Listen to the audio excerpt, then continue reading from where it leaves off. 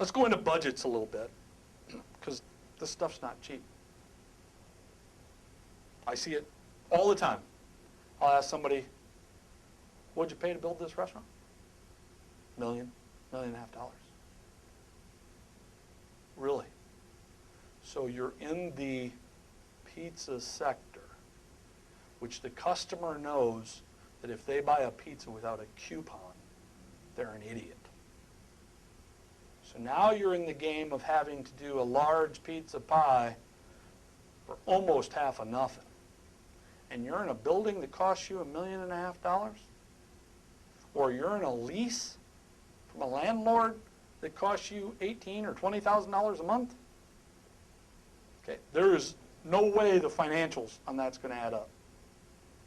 The rule of thumb is if you spend more than about 8% of your projected sales on the facility,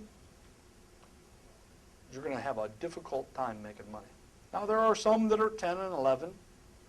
I really like 5 and 6. But the rule of thumb, somewhere in there. You should be able to reasonably project your sales to create your budget so that literally I can sit here with the financials and I can sit here and say, they seem reasonable and customary. So then the next question comes, well, how do I know what I'm going to do in sales? Okay, you can join the National Restaurant Association and they provide you all kinds of information on their website for data. There's all kinds of data sources. I can get what the average fast food restaurant does, what the average fine dining restaurant does, casual dining, check averages, number of seatings. It's endless. I can get all kinds of data, not just from the National Restaurant Association. There's plenty of sources that I can get that data from. A consultant could easily tell you, if they know their industry at all, they know industry averages.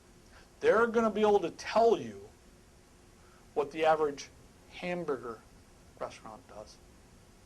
They're going to be able to tell you what the average sub-sandwich shop does, what the average pizza place, steakhouse. They're paid to know that. They're going to be able to just, bang, there's the answer.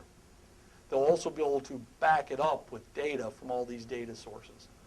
We spend countless hours reading data simply because that's what people pay us to know.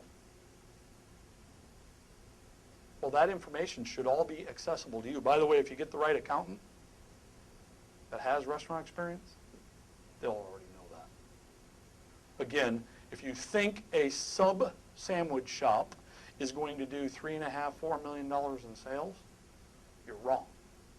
Won't happen.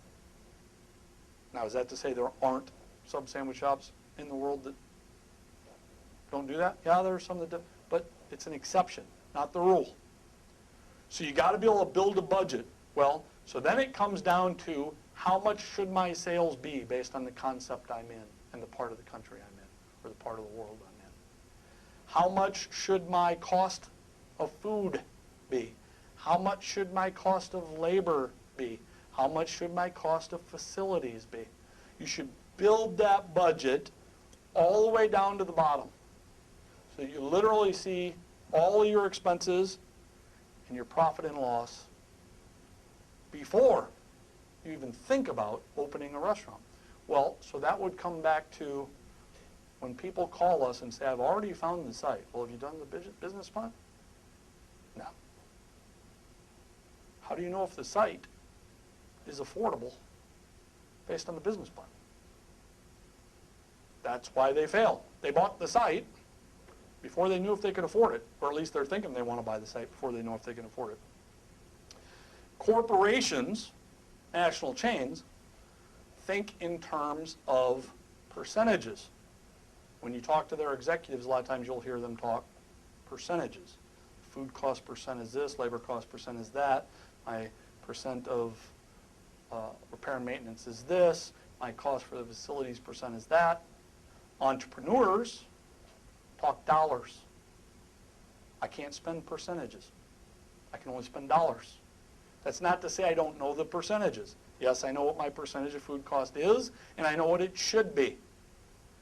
What my food cost should be is what's called theoretical food cost. What my food cost is what's called actual food cost. The difference between the two is how much money I'm leaving on the table between theoretical and actual. So I know what my percentages are.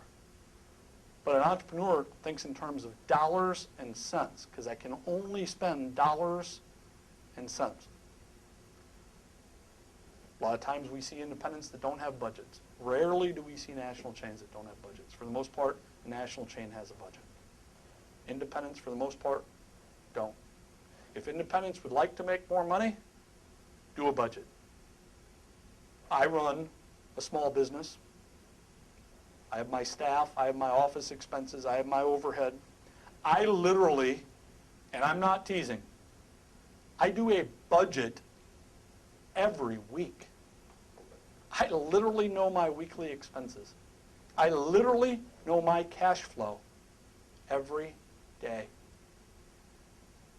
Now, I understand I have a different kind of business than a restaurant day-to-day operating business.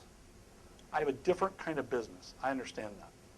And I have different working parts of my business. We have our book business, which our books are in 76 countries around the globe. So we have to track book sales. We have our speaking business. We have our consulting practice. We have our investment business.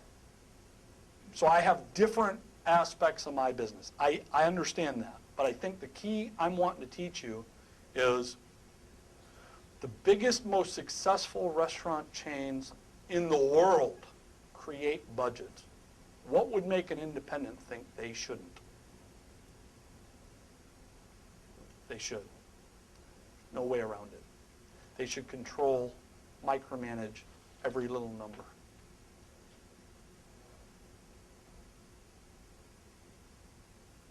A decent accountant who has restaurant experience will be able to help you create the budget, lay out the chart of accounts,